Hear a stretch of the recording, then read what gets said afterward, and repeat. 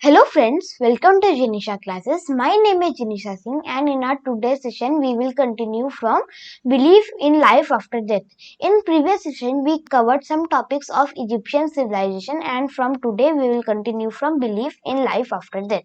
So friends, आज के session में हम लोग belief in life after death से कंटिन्यू करने वाले हैं और इससे पहले के जो रिमेनिंग टॉपिक्स थे हमने वो कवर कर लिया। अगर आपने हमारा पिछला वीडियो नहीं देखा है तो उसका लिंक आपको नीचे डिस्क्रिप्शन में मिल जाएगा, आप उसे क्लिक करके हमारा पिछला वीडियो देख सकते हैं।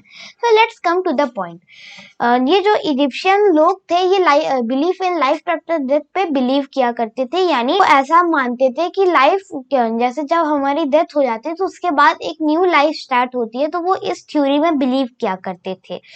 तो वो पिरामिड्स बनाया करते थे इसीलिए। तो अभी हम डिस्कस करेंगे पिरामिड्स को डिटेल में। तो Egyptians strongly believed in life after death. They believed that dead live double life, one on earth and another in heaven. तो इनका ये मानना था कि ये जो ह्यूमन होते हैं अगर उनकी डेथ हो जाती है तो फिर वो उनकी डबल लाइफ मतलब होती है, एक अर्थ पे वो जीते हैं और एक हेवन में जीते हैं। तो उसके लिए वो पिरामिड्स बनाते थे। जैसे कि ये जो खुफू होते थे यानी इनके जो फेराओ होते थे, किंग होते थे, इन्हें वहाँ के जो लोग थे गॉड के डिसेंडेंट और गॉड के इक्विवेलेंट माना करते थे। तो उनके लिए मास स्ट्रक्चर ऐसे पिरामिड शेप में बनाए जाते थे जिसके अंदर उनकी जो डेड बॉडी होती थी वो रखी जाती थी। उसके ऊपर कुछ हर्ब्स का लेप और लगा के उसे व्हाइट लिनन के पतली स्ट्रिप से उसे कवर करके अच्छे से लपेट के उसे रखा जाता था, जिससे कि उनकी बॉडी प्रिजर्व रह सके। तो ऐसे वो उनकी बॉडी को प्रिजर्व किया करते थे और उन्हें कॉफिन में बंद करके उस पिरामिड में रख देते थे। और उस पिरामिड में कई सारी रिसोर्सेज वो रख देते थे, जैसे फर्नीचर है, कुछ खाने पीने की चीजें हैं, ज्वेलरी है, कि जिससे कि जो किंग है उनकी जो सेकेंड लाइफ है उसमें उन्हें कोई दिक्कत ना आए, उन्हें कोई कमी ना महसूस हो। तो उसके लिए वो कई सारे रिसोर्सेज अंदर छोड़ जाते थे। और ये जो पिरामिड्स होते थे इनको भी डिफरेंट डिजाइन से बनाया जाता था।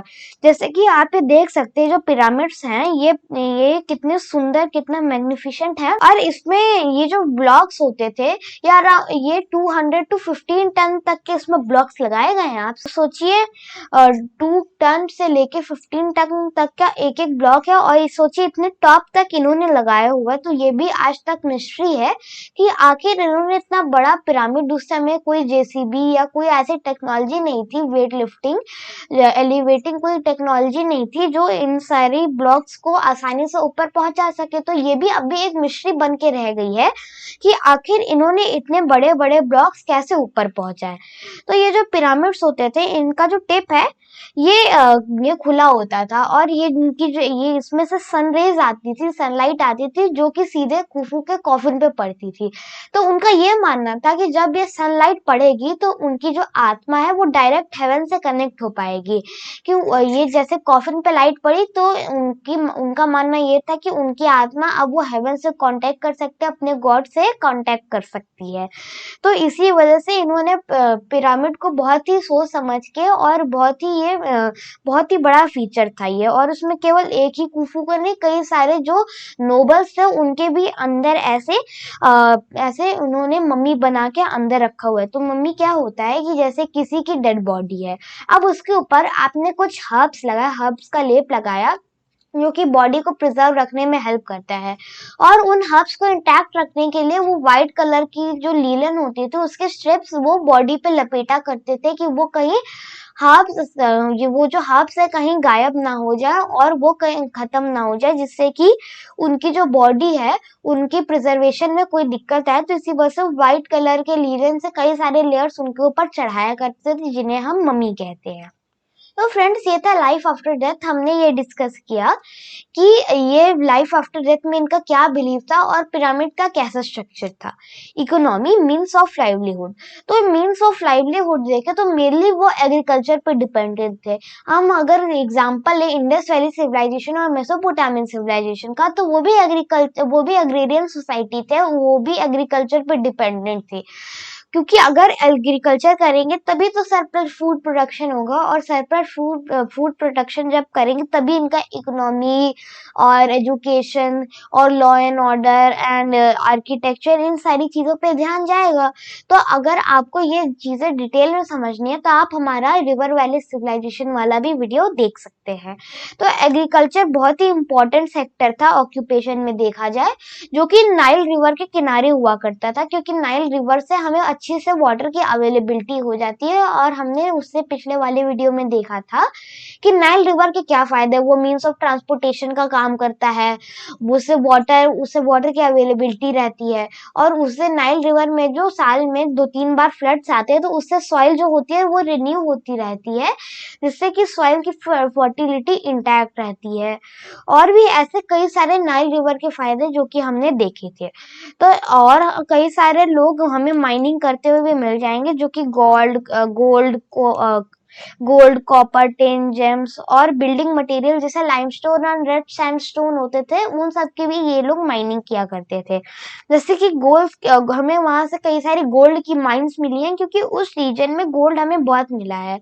जैसे ये जो रिवर्स होती है, कई बार रिवर्स अपने साथ गोल्ड भी लाती हैं। जैसे इंडस रिवर में आपने कई बार न्यूज देखा होगा कि पाकिस्तान में इंडस रिवर में गोल्ड आता है, उसमें छोटे छोटे पार्टिकल्स होते हैं, जिन्हें लोग जिनसे उसमें जो रेत होती है लोग छान के उसमें से निकालते हैं सोना। तो ऐसे ही हमें कई बार मिलता है नदियों में सोना, तो वो लोग छान के ऐसे गोल्ड निकाला करते थे। कॉपर की माइंस होती थी, टिन की और जेम्स की माइन हुआ करती थी। मतलब इनका मेन प्रोफेशन माइनिंग भी था। जैसे कि फर्स्ट इनका प्रोफेशन एग्रीकल्चर, फिर सेकेंड माइनिंग। और कई सारे लोग पॉटरी मेकिंग में भी इंगेज थे, कि पॉटरी बहुत ही एसेंशियल चीज हो जाती है, क्योंकि हमें कुछ भी स्टोर करना है अपनी डेली लाइफ में, हमें कोई ना कोई कंटेनर तो चाहिए। पानी से लेके खाने तक हमें सबके लिए कंटेनर चाहिए। पानी के लिए हमें एक पॉट चाहिए, खाना पकाने के लिए भी हमें वेसल चाहिए, और खाना स्टोर करने के लिए और ग्रेन स्टोर करने के लिए भी कई सारे पॉटरी आती थी। और हमें कई सारे वॉश बेसिन्स भी मिले हैं, जिनकी मदद से हम लोग कह सकते हैं कि ये जो पॉटरी थी ये बहुत ही उस समय इम्पोर्टेंट चीज थी। अब है स्पिनिंग। तो ये जो इतने कई तरह के क्लोथ्स पहना करते थे, जैसे अमीर लोग जो होते थे वो बढ़िया से ड्रेस पहना करते थे, और उनकी ड्रेस ज्यादा हैवी नहीं हुआ करती थी, क्योंकि वहां पे खुद इतनी गर्मी है, क्योंकि वो इजिप्ट जो है वो इक्वेटर के पास में आता है। तो इक्वेटर के पास में आप जानते हैं कि ह्यूमिडिटी ज्यादा होती है। तो ये इजिप्ट वाला रीजन ये इक्वेटर के नजदीक था, तो इसी वजह से ये लाइट कपड़े पहना करते थे, क्योंकि वहां पे ज्यादा हीट होती थी। तो जैसे लीलन वीविंग है, कॉटन वीविंग है, तो इस टाइप से ये कई सारे क्लोथ्स को भी वीव किया करते थे। और जैसे हमने अभी व्हाइट लीलन की बात की, जिसमें वो मम्मी को रैप किया करते थे, तो उसके लिए भी हमें वीव तो करना ही पड़ेगा, तो हमें वीविंग भी मिलती है उस समय, एक इम्पोर्टेंट ऑक्यूपेशन। कारपेंट्री। तो कारपेंट्री वहां पे हमने अभी बात किया कि वो पिरामिड में कई सारे फर्नीचर रखा करते थे, तो हमें कारपेंट्री भी मिला है। वहां पे कई टाइप के वुड्स होते थे, तो वो उनसे कई फर्नीचर्स बनाया करते थे। Glass making. अब ये जो रिच क्लास है, या जो उनका जो कोर्ट है या टेम्पल है, तो इन सब में हमें ग्लास वर्क मिला है। तो ग्लास वर्क के लिए हमें ग्लास मेकिंग भी आनी चाहिए। तो ग्लास जो होता है ये हमें सिलिका से हम बनाते हैं, तो सिलिका सैंड में आसानी से मिल जाता है। और अगर आप नाइल रिवर के थोड़े आगे जाएं तो वहां पे आपको सहारा डेजर्ट मिलेगा।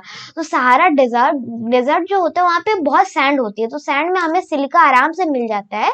तो सिलिका को वो छाना करते थे। तो आपने अगर कभी सैंड देखी होगी तो आपको उसमें से कभी कभी जो चमकीले पार्टिकल्स होते हैं वो दिखते होंगे, तो हम उसी को सिलिका कहते हैं। तो वो सिलिका को कलेक्ट किया करते थे, फिर उसे मेल्ट करके उससे वो बनाया करते थे ग्लास। तो ग्लास वर्क भी हमें उस समय मिला है। फिशिंग ये नाइल रिवर के किनारे रहा करते थे, तो हमें वहां पे कई सारे फिशिंग रॉड्स मिले हैं, फिशिंग हुक्स मिले, जिनके बेसिस पे हम कह सकते हैं कि उस समय के लोग फिशिंग भी किया करते थे। And poultry farming. और जो हैन से जो प्रोडक्ट मिल रहा है, चाहे वो चिकन हो चाहे वो एग हो, तो ये सारी चीजें जो है इन्हें हम पोल्ट्री फार्मिंग में कंसिडर करते हैं। तो इतने ढेर सारे टाइप के जो मीन्स ऑफ लाइवलीहुड है आप देख सकते हैं। Egyptians doctor, architect, engineer, artist, sculptors were famous all over the world. अब उस समय डॉक्टर्स भी हुआ करते थे. अब हम लर्न क्लास की बात कर रहे हैं. लर्न क्लास मतलब जो पढ़ी लिखी क्लास है. अब ये तो हमने देखा जो मेन जो आम आदमी जो काम करता है, जो जिसके पास ज्यादा एजुकेशन नहीं है, तो वो सारे भी ये काम कर सकते हैं, क्योंकि एग्रीकल्चर में हमें किसी ज्यादा एजुकेशन की जरूरत नहीं होती. माइनिंग में भी हमें ज्यादा एजुकेशन की जरूरत नहीं होती. पर जैसे डॉक्टर है, तो डॉक्टर को वेल एजुकेटेड होना जरूरी है, क्योंकि उसे ये पता होना चाहिए कि आखिर ये सिम्टम्स दिख रहे हैं तो इसे क्या बीमारी हो सकती है और इसके लिए हम क्या ट्रीटमेंट कर सकते हैं.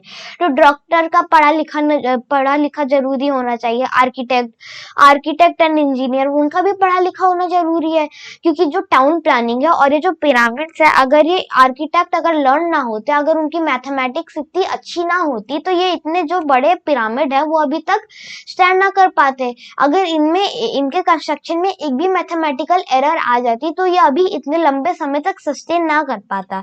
तो आर्किटेक्ट इंजीनियर भी उस समय बहुत ही एजुकेटेड क्लास थी और उन्हें बहुत वैल्यू मिला करती थी. आर्टिस्ट एंड स्कल्पचर, तो आर्टिस्ट यानी जो अलग अलग चीजें बना रहे हैं, जैसे कोई राइटिंग कर रहा है, तो जैसे हमें हाइरोग्लिफ स्क्रिप्ट मिली है, तो उनको जो राइट करा हम उसको भी आर्टिस्ट कह सकते हैं. और स्कल्पचर यानी जो इस टाइप के स्कल्पचर बना रहे, जैसे कि आप ये जो स्फिंक्स देख सकते हैं, जिसमें आपको आधा चेहरा एक किंग का मिलेगा, आधी बॉडी किंग की मिलेगी, आधी बॉडी लॉयन की मिलेगी. तो ये सारे भी स्कल्पचर्स नहीं बनाए होंगे. तो आप देख सकते हैं कि इनकी जो मीन्स ऑफ लाइवलीहुड थी कितनी डाइवर्स थी. ट्रेड एंड कॉमर्स, ये जो इजिप्शियन लोग थे, बोथ इंटरनल एंड एक्सटर्नल क्या करते थे. इंटरनल ट्रेड की बात करें तो ये लैंड ट्रेड और ये रिवर ट्रेड किया करते थे, और ये ओवरसीज ट्रेड भी करते थे. से इंटरनल ट्रेड में अगर हम लैंड ट्रेड की बात करें तो उसमें डंकी और कैमल्स का यूज क्या करते थे सामान के ट्रांसपोर्टेशन के लिए, और रिवर के लिए तो आप जानते हैं वो बोट का यूज किया करते थे. तो ये जैसे देखें कि ये क्या एक्सपोर्ट किया करते थे, तो जैसे लीलन है, इनके यहाँ लीलन अच्छा हुआ करते थे, फाइन क्वालिटी की होती थी, और ज्वेलरी एक्सपोर्ट किया करते थे, और ग्लास वेयर भी एक्सपोर्ट किया करते थे. तो ये इनके मेन एक्सपोर्ट आइटम थे. एंड इम्पोर्ट आइटम जैसे गोल्ड है, वुड है, ऑयल है, आइवरी है, ये सारी जो चीजें ये सारी इम्पोर्ट ये किया करते थे. जैसे गोल्ड, आइवरी, ये सारे ज्वेलरी का सामान, जैसे कि रॉ मटेरियल इम्पोर्ट कर रहे हैं और उसे प्रोसेस करके ये एक्सपोर्ट कर रहे हैं. और जैसे ऑयल है, तो ऑयल हमारे डेली यूज में बहुत काम आता है. उसे हम ग्रीसिंग के लिए यूज कर सकते हैं, उसे हम फूड के लिए यूज करते हैं, और ऑयल के भी और भी कई सारी यूजेस होते हैं. और वुड को हम फर्नीचर के लिए यूज करते हैं. तो ये आप देख सकते हैं कि रॉ मटेरियल इंपोर्ट किया करते थे और ये प्रोसेस मटेरियल एक्सपोर्ट करते थे. उस समय बार्टर सिस्टम चला करता था. बार्टर सिस्टम मतलब उसमें सामान एक्सचेंज करते थे. जैसे कि हम एक एग्जांपल लें कि दो आदमी है, उन्हें जैसे एक को चावल चाहिए, एक को गेहूं चाहिए. तो दोनों के पास एक के पास चावल है, एक के पास गेहूं है. तो दोनों एक दूसरे में सामान एक्सचेंज कर लेंगे. क्यों कहा कि 1 किलो आप मुझे चावल दे दो, मैं आपको 1 किलो गेहूं दे देता हूँ. तो ये इसी को हम बार्टर सिस्टम कहते हो, क्योंकि उस समय हमें कोई करेंसी का प्रूफ तो मिला नहीं है कि जिससे हम ये कह सकते हैं कि उस समय बार्टर सिस्टम नहीं होता था. तो हम इस बेसिस पे कह सकते हैं कि उस समय बार्टर सिस्टम चला करता था, जिसमें हम एक्सचेंज ऑफ गुड्स किया करते थे. आर्ट एंड आर्किटेक्चर, तो आर्ट एंड आर्किटेक्चर में आपने पिरामिड्स का नाम सुना, और हमने अभी belief in life after death में हमने अभी पिरामिड को डिस्कस भी किया, उसके स्ट्रक्चर को. तो चलिए थोड़ा इसे और अच्छे से समझ लेते हैं. ये जो पिरामिड्स होते हैं, तो ये पिरामिड जैसे हम अभी देख रहे हैं वैसे पहले नहीं हुआ करते थे. इससे पहले वो डिफरेंट और भी स्टाइल के हुआ करते थे. तो अगर हम इनिशियल पिरामिड बोले, सबसे जो स्टार्टिंग का जो पिरामिड था डोम शेप का बनता था. जी हाँ, डोम शेप का. तो आप ये देख सकते सकते हैं कि अभी ट्रायंगुलर शेप का है, तो उस समय सोचिए डोम शेप के पिरामिड बना करते थे, जिसके अंदर थोड़ा गुफा टाइप का इन्होंने स्ट्रक्चर बनाया था, जिसमें वो उनकी डेड बॉडी रखा करते थे। तो ये जो पिरामिड का मेन फंक्शन क्या होता था कि जो किंग है या कोई इंपॉर्टेंट पर्सन है, तो उसकी डेड बॉडी को प्रिजर्व रखना। तो पहले डोम बनाया करते थे, अब उसके बाद स्टेप पिरामिड बनाने लगे, थोड़ा उसे इवॉल्व हुआ और थोड़ा थोड़ा जो हम अभी जो पिरामिड देख सकते हैं उसके जैसा थोड़ा थोड़ा वो शेप में आया, वो स्टेप पिरामिड बनने लगे। तो स्टेप पिरामिड देखे तो ये कुछ इस टाइप का समथिंग होता था। तो आप ये देख सकते हैं इस टाइप से इन्होंने स्टेप पिरामिड कुछ बना, ये ऐसे बनाते थे। और स्टेप पिरामिड को बनाना इजी होता है, क्योंकि आप इसमें जैसे आपने एक लेयर बनाई, फिर 2 लेयर बनाई, फिर 3 लेयर बनाई, पर आप इसमें देख सकते हैं कि पूरी प्लेन सरफेस है। तो अब आपको इसमें ज्यादा मेहनत लगेगी, क्योंकि अगर आपने एक लेयर बना ली तो आप यहाँ पे आपका जो भी एलिवेटर है या वो जो भी टेक्नोलॉजी यूज किया करते थे इन ब्लॉक्स को उठाने के लिए, तो आप अपनी यहाँ पे ये जो कॉर्नर है यहाँ पे अपनी मशीनरी सेटअप कर सकते हैं। पर इसमें तो कोई कॉर्नर ही नहीं है कि अगर आपको कुछ सेटअप भी करना हो, या तो आपके पास मशीनरी है जो पहुंचाती है वहां पे कि वो चढ़ पाए। तो ये भी मिस्ट्री है कि आखिर इन्होंने ग्रेट पिरामिड ऑफ गीजा के जो ब्लॉक से आखिर ऊपर तक कैसे पहुंचाए। और हमें इसके जो टॉप है, हमें इसके ऊपर थोड़ा सा मार्बल भी मिला है। तो ये इससे हम ये भी कह सकते हैं कि ये पहले मार्बल कोटेड था। तो ये ग्रेट पिरामिड, ये जो ग्रेट पिरामिड ऑफ गीजा है, ये 7 वंडर्स ऑफ द वर्ल्ड में आता है। और ग्रेट पिरामिड ऑफ गीजा का एक पूरा कॉम्प्लेक्स है, जिसमें केवल यही नहीं और भी 2 छोटे छोटे पिरामिड हैं। तो ये ग्रेट पिरामिड ऑफ गीजा और ग्रेट पिरामिड, फिर उसके बाद एक छोटा और पिरामिड आता है, जो कि ये जो ग्रेट पिरामिड ऑफ गीजा है, तो इसमें जो किंग को जिनमें जिन किंग के डेड बॉडी को रखा गया है, तो उनके सन का वो उनके सन का पिरामिड है। और उसके अगला वाला जो पिरामिड है वो उनके ग्रैंड सन का पिरामिड है। तो आप ये देख सकते हैं कि ये 2-3 जनरेशन का इन्होंने पिरामिड एक ही कॉम्प्लेक्स में बनाया हुआ है। और ये तो हो गए 3 मेन पिरामिड, और बाकी के 3 क्वींस के भी पिरामिड थे। तो हमने अभी पोजीशन ऑफ वुमेन में देखा कि वुमेन्स को मेन से सबॉर्डिनेट ही माना जाता था, पर तब भी उन्हें कुछ प्रिविलेजेस एंड राइट मिलते थे। तो आप देख सकते हैं कि उनके लिए भी इन्होंने पिरामिड बना रखे हैं, पर इनके ये जो किंग्स के पिरामिड है इनसे थोड़े छोटे हैं। The Sphinx is also the largest specimen of the Egyptian sculpture। तो आप ये देख सकते हैं कि जो ग्रेट पिरामिड ऑफ गीजा है, तो इसके आगे में आप ये एक स्कल्पचर देख सकते हैं। तो ये इसमें जो आधी बॉडी है किंग की मिलेगी और आधी बॉडी लॉयन की मिलेगी। तो ये शो करना चाह रहा है कि ये जो किंग है ये लॉयन जितना स्ट्रांग है। तो लॉयन को हम स्ट्रांगनेस का और ब्रेवनेस का प्रतीक मानते हैं। जैसे कि जो लॉयन होता है वो उसे हम जंगल का राजा भी कहते हैं, क्योंकि वो क्योंकि उसे स्ट्रॉन्ग एनिमल माना जाता है। तो ये इससे ये डिनोट करना चाह रहे हैं कि ये जिस भी किंग का स्कल्पचर है वो बहुत ही अपने टाइम के पावरफुल रूलर रहे होंगे। ये जो इन्होंने पिरामिड्स बनाए हुए हैं, तो ये मेनली हमें सैंडस्टोन के मिले हैं। और ये जो सैंडस्टोन है ये आपको डेजर्ट सैंड है, तो इन सब से आपको मिल जाएगी उन एरिया में। और जैसे ये जो राजस्थान वाला एरिया है, हमें वहां पे रेड सैंडस्टोन बहुत मिल जाता है। और आप जानते हैं कि राजस्थान में थार डेजर्ट भी है, तो हमें डेजर्ट्स में रेड सैंडस्टोन की थोड़ी बहुत अवेलेबिलिटी हो जाती है। तो आपने जो राजस्थान के जो फोर्ट्स देखे होंगे, तो अगर आपने कभी ध्यान से देखा होगा, तो उनका जो मेन मटेरियल होता है वो रेड सैंडस्टोन होता है। तो ये जो इन्होंने पिरामिड्स बना रखे हैं, इनके जो ये जो मार्बल वाला जो लेयर था वो थोड़े टॉप पे ही बचा हुआ है, बाकी के जो नीचे की जो मार्बल की लेयर है वो ये अब टाइम के साथ डिग्रेड हो गई है। तो ये पहले मार्बल की लेयर थी और फिर अंदर से इन्होंने बनाया है सैंडस्टोन का। और ये जो इन्होंने स्फिनिक्स का जो इन्होंने स्कल्पचर बनाया है, ये भी सैंडस्टोन का ही बना हुआ है। हाँ, एक और फन फैक्ट है कि ये जो स्कल्पचर देख रहे हैं, तो आप सोच रहे होंगे कि ये कई सारे पत्थरों को जोड़ के, जैसे कि हम दीवार बनाते कई ईंटों को जोड़ के, वैसे ही इन्होंने इस स्कल्पचर को बनाया होगा। पर ऐसी बात नहीं है। ये जो स्फिनिक्स है, इसको एक ही पत्थर को पूरा कार्व करके बनाया गया है। तो आप देख सकते हैं कि ये जो ह्यूमन इनके सामने इतने छोटे, तो आप सोच रहे होंगे कि इतना बड़ा पत्थर इन्होंने कैसे कार्व किया होगा। वो भी देखिए, उस समय इतनी ज्यादा टेक्नोलॉजी भी नहीं थी, पर तब भी इन्होंने कितनी बढ़िया चीजें करने की कोशिश की है। इससे पहले ये और भी सुंदर रहा होगा, पर ये टाइम के साथ धीरे धीरे डिग्रेड हो गया। अब इजिप्शियन आर्किटेक्चर में एक और ब्यूटीफुल टेम्पल है जो कि है अमुन रे का, यानी जो सन गॉड होते हैं उनका हमें एक टेम्पल मिला है कारनाक में। ये जो कारनाक ये हमें अपर इजिप्ट में मिलता है। तो ये अपर इजिप्ट और लोअर इजिप्ट का एक बार ये जो डाउट है क्लियर कर लेते हैं। तो जो मेडिटेरेनियन सी के पास वाला जो एरिया हम उसे लोअर इजिप्ट कहते हैं, पर हम अगर देखें अपनी अंडरस्टैंडिंग को, तो पर वो तो अपर इजिप्ट होगा। इन्होंने अपोजिट किया हुआ है, क्योंकि ये जो नाइल रिवर है ये साउथ टू नॉर्थ बहती है। तो इनका ये मानना ये था कि जहां से नाइल रिवर का ओरिजिन हो रहा है वो उनके लिए अपर इजिप्ट है, और जहां पे ये जो नाइल रिवर का बेसिन है वो लोअर इजिप्ट है।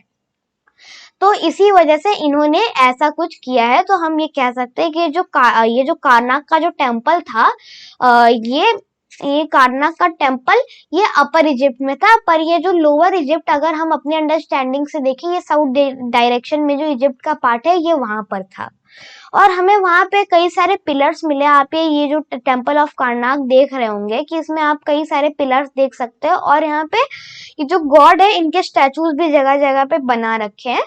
और इसमें कई सारे हॉल है, जो प्रेयर हॉल्स होते थे इन्होंने वो बना रखे हैं, और इन्होंने कई सारे ऐसे पिलर्स भी खड़े किए थे।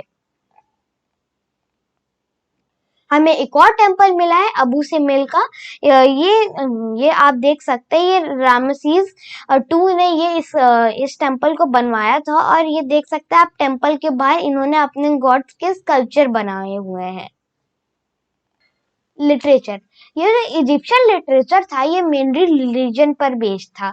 तो इसमें या तो ये रिलीजन, ये जो इनकी जो बुक्स होती थी ये ज्यादातर या तो गॉड की या किंग की, जो उनके फेरो थे उनके प्रेज में होता था, या तो उसमें कुछ इंस्ट्रक्शन होते थे जो कि बताते थे कि आत्मा को मुक्ति कैसे दिलानी है। जैसे कि किसी की डेथ हो गई, अब उसमें उन्होंने कुछ इंस्ट्रक्शन दिए थे कि आखिर ये जो आदमी जो मरा है तो उसकी आत्मा को कैसे मुक्ति दिलानी है। तो जैसे जो बुक ऑफ डेड होता था ये हमें पेपरस रोल पे मिला। ये एक टाइप ऑफ लीफ होता था जो कि एज उस समय कागज की तरह यूज किया जाता था, और उसके ऊपर ये लिखा करते थे। और ये जो बुक ऑफ डेड होता था इसमें जो ऑर्डिनरी पीपल होते थे उनका रिकॉर्ड रखा जाता था।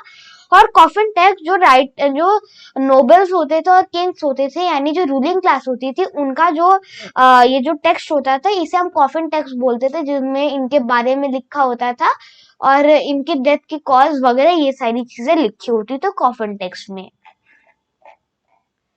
पोयम, सॉन्ग, स्टोरीज, ड्रामाज, ये भी सारी लिखी जाती थी। अब ये जो पोयम, सॉन्ग, स्टोरी, ड्रामा है ये सारे मतलब गॉड एंड किंग के प्रेज में होंगे। तो हमने अभी क्या देखा कि ये जो ज्यादातर लिटरेचर थे या गॉड और किंग के प्रेज में थे, या तो इंस्ट्रक्शन थे कि डिपार्टेड सोल जो है उनको मुक्ति कैसे दिलाया जाए। तो ये सारी चीजें जो थी ये दो पार्ट में डिवाइडेड थी, जैसा कि हमने देखा। राइटिंग, तो राइटिंग ये जो इजिप्शियन सिविलाइजेशन के जो लोग थे इनका one of the earliest script माना जाता है।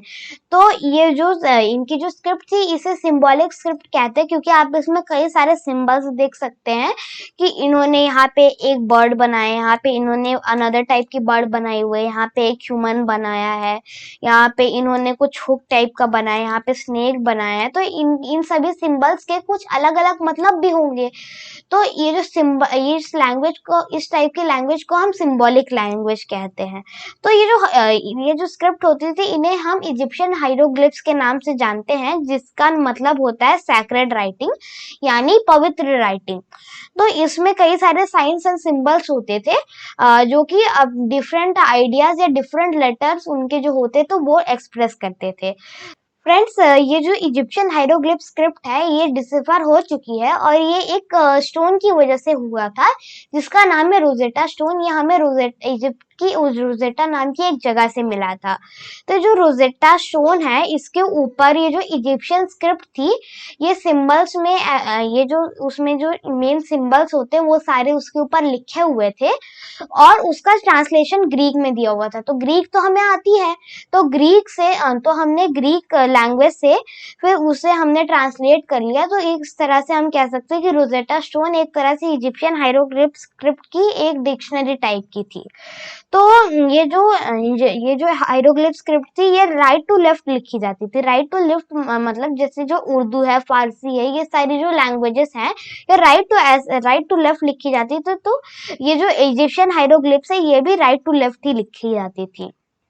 ये जो इन्होंने जो स्क्रिप्ट ये जो लिखी थी, ये आप देख सकते हैं कि एक पेपरस, ये जो पेपरस जो होता है, पेपरस प्लांट की जो लीफ होती है, इन्होंने इसके ऊपर लिखा है हुआ है।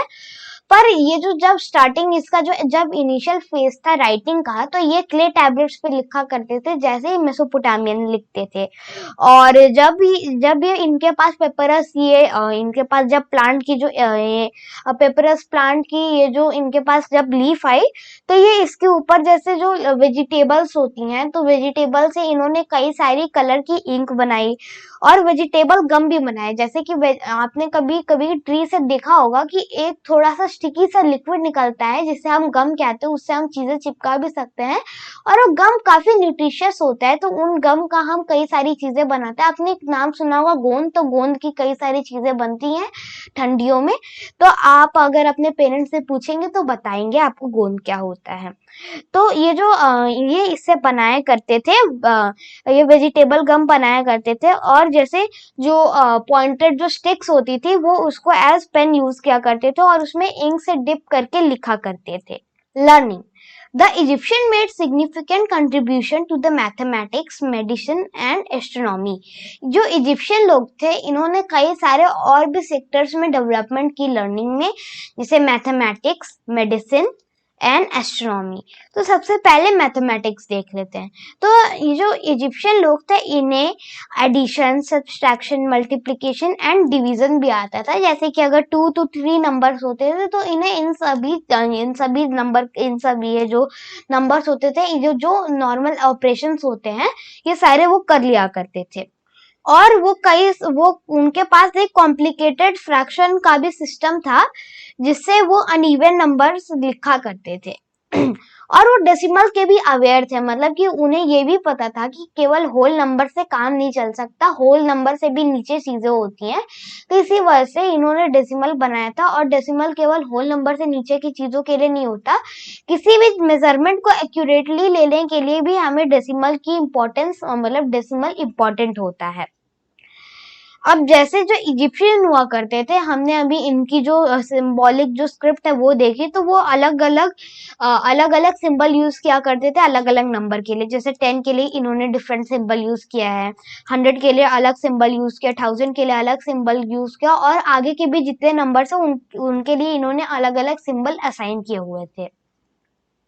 और आपको पता है ये जो रेक्टेंगल, सर्कल और सिलेंडर का भी ये वॉल्यूम निकाल सकते थे। तो ये जो इन्होंने इतने बड़े बड़े पिरामिड्स बनाए, तो उसके लिए मैथमेटिकल एरर होना, मतलब अगर होते हैं तो अभी तक ये इतना सस्टेन ना कर पाते। तो इसके लिए बहुत ही अच्छी मैथमेटिक्स चाहिए होती है। और जैसे जो लैंड के जो सर्वेज होते हैं कि आखिर किसी के पास ज्यादा लैंड नहीं है, और ये सारे जो सर्वेज कंडक्ट करवाते हैं किंग, तो उसके लिए भी लैंड के कैलकुलेशन के लिए हमें एरिया निकालना आना चाहिए। तो एरिया भी उन्हें निकालने आता था। और जैसे कैलकुलेशन ऑफ टैक्सेस है उनके लिए भी ये मैथमेटिक्स का यूज किया करते थे। मेडिसिन, तो मेडिसिन इनके पास बहुत अच्छी नॉलेज थी ह्यूमन एनाटॉमी की। तो ये इनके पास बहुत अच्छी नॉलेज थी, यानी जो ह्यूमन फिजियोलॉजी होती है ये बहुत उसमें माहिर थे। इन्होंने कई सारे जो डिजीजेस एंड इंजरीज होती थी उनको डिफरेंट कैटेगरीज में बांटा हुआ था। जैसे कि उन्हें पता था कि पल्स रेट कैसे चेक करते हैं, किडनी और बाउल मूवमेंट, बोवेल मूवमेंट, इन्हें ये सारी चीजें पता थी। हमें एक पेपरस रोल मिला है जिसके ऊपर हम डेट देखें तो अराउंड ये 1600 BC की मिली है, और ये one of the oldest medicine के बारे में हमें ये स्क्रिप्ट मिली है। और इसके ऊपर अराउंड 48 मेडिकल केसेस मिले जिनके जिनके इनके ऊपर इन्होंने डायग्नोसिस, एग्जामिनेशन एंड प्रोग्नोसिस के इन्होंने लिखा हुआ है इसके बारे में, एंड ट्रीटमेंट के भी बारे में लिखा हुआ है। तो डायग्नोसिस यानी कि पता लगाना कि इन्हें कौन सी डिजीज है, एग्जामिनेशन मतलब वो पता लगाते हैं, फिर आप देखते हैं कि इन्हें उसमें भी कौन सी पर्टिकुलर बीमारी है। तो प्रोग्नोसिस, जैसे इसमें क्या होता है कि अगर आपको कोई बीमारी होने वाली है, फॉर एग्जांपल कि आपने कोई चीज कोई आपने खाई ठंडी चीज, अगर आपका गला गर्म था, तो अगर आपको गले में थोड़ा अजीब लगता है तो आप डॉक्टर के पास जाते हैं, तो डॉक्टर आपको बता देता है कि आपको कोल्ड होने वाला है। तो इसी को हम प्रोग्नोसिस कहते हैं, जिसमें हम प्रिडिक्ट करते हैं कि आपको ये बीमारी हो सकती है या होने वाली है। तो इनके पास इतना नॉलेज था बायोलॉजी का, और ये इतनी अच्छी मेडिसिन के बारे में जाना करते थे, पर इनके पास केमिस्ट्री की बहुत ही लिमिटेड नॉलेज थी। एस्ट्रोनॉमी जैसे Egyptian were the first people to work out a systematic method of recording time on the basis of solar year. तो Egyptian one of the first people थे, यानी ये फर्स्ट पीपल थे जिन्होंने एक systematic method निकाला था जो कि सोलर टाइम पे चलता था। यानी जो हमारा जो कैलेंडर होता है, जो सोलर टाइम पे चलता है, जो कि हमारा ग्रिगोरियन कैलेंडर जैसे, उसमें जो डेट्स होते हैं फिक्स होती हैं, डेज फिक्स होते हैं। और जैसे ग्रिगोरियन कैलेंडर के हिसाब से जो फेस्टिवल्स होते हैं, जैसे क्रिसमस है, तो क्रिसमस ग्रिगोरियन कैलेंडर पे चलता है, तो इसकी डेट फिक्स होती है क्योंकि वो सोलर कैलेंडर पे चलता है। और सोलर कैलेंडर की डेट थोड़ी बहुत इधर उधर हो सकती है पर ज्यादातर फिक्स होती है। तो इजिप्शियन ही पहले लोग थे जिन्होंने सोलर टाइम का एक उन्होंने सिस्टमैटिक मेथड किया हुआ था। इजिप्शियंस को ये भी पता था कि एक सोलर ईयर में 365 डेज होते हैं, और 365 डेज को भी 12 मंथ में कैटेगराइज किया था उन्होंने, और हर एक मंथ में 30 डेज हुआ करते थे ऑन एन एवरेज। तो ये जो ईयर होता था इनके 5 फीस्ट डेज से एंड होता था, यानी ईयर के जो लास्ट 5 डेज है तो ये उसमें दावत करवाते थे, भोजन करवाते थे, मतलब कि वो मतलब तैयारियां कर रहे हैं कि न्यू ईयर आने वाला है। वो अपने ईयर्स, वो अपीयरेंस ऑफ साइरस, वो एक स्टार होता है साइरस, तो वो अपने ईयर्स को उसके अपीयरेंस के अराउंड हिसाब से काउंट किया करते थे। ये ईस्टर्न स्काई में आता था, यानी ईस्ट डायरेक्शन में जो स्काई है वहां पे ये अपीयर होता था। और इसकी पोजीशन से भी हम लोग ये जो नाइल रिवर में फ्लड आते हैं तो हम उसका भी अंदाजा लगाया करते थे। जो एवरेज जो नाइल का अगर हम देखें एक साल में तो अराउंड 2 टाइम्स फ्लड आया करता था, जिससे कि वहां की सॉइल रिन्यू होती ही रहती थी। तो ये जो इजिप्शियंस थे ये सबसे पहले लोग थे जिन्होंने ज़ोडिएक साइंस को समझा और इन्होंने इसको यूज भी किया। ज़ोडिएक साइंस मतलब जो स्टार के कंस्टिलेशन होते हैं हम उसी को ज़ोडिएक साइंस कहते हैं। और स्काई में टोटल 12 ज़ोडिएक साइंस होते हैं जिन्हें हम कंस्टिलेशंस भी कहते हैं। तो कंस्टिलेशन जैसे कि स्टार की जो पोजीशन है उसके हिसाब से हम लोग ने उनका नाम दिया, जैसे कि ओरियन है, बिग जाइंट बियर है, स्मॉल बियर है। तो सारे हमें कई सारे कंस्टिलेशंस मिले हैं जिनको जैसे कई सारे स्टार है तो हम उनका पैटर्न बना के हमने उन्हें नाम दे दिया है ग्रीक लैंग्वेज में, तो हम उन्हीं को कंस्टिलेशन या ज़ोडिएक साइंस बोलते हैं।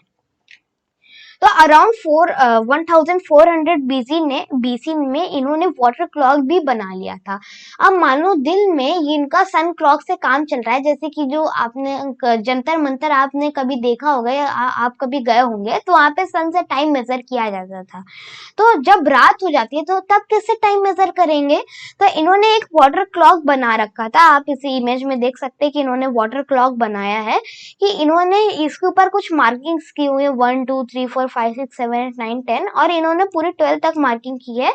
और इनका जो ये जो फनल है इसका एक पर्टिकुलर पोर साइज है कि जैसे कि इतना पानी अगर गिर गया 1 की मार्किंग तक गिर गया तो यानी 1 बजे है, 2 की मार्किंग तक पानी गिर गया यानी 2 बजे हैं। तो ऐसे ही इन्होंने अपना एक वाटर क्लॉक बनाया था। एजुकेशन। तो एजुकेशन में इजिप्शियन का बहुत बड़ा हाथ है, क्योंकि ऐसा माना जाता है कि इजिप्शियन ने ये जो स्कूलिंग सिस्टम था ये स्टार्ट किया था।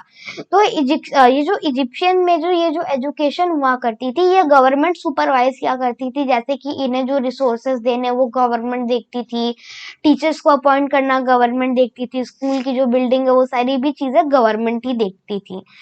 अब ये जो स्कूल्स होते थे टेम्पल के अंदर ही होते थे, क्योंकि पहले के जो हमें एजुकेशन मिलती थी वो रिलीजियस वो एजुकेशन ही दिया करते थे, जैसे उनकी जो होली बुक्स है वो पढ़ाया करते थे।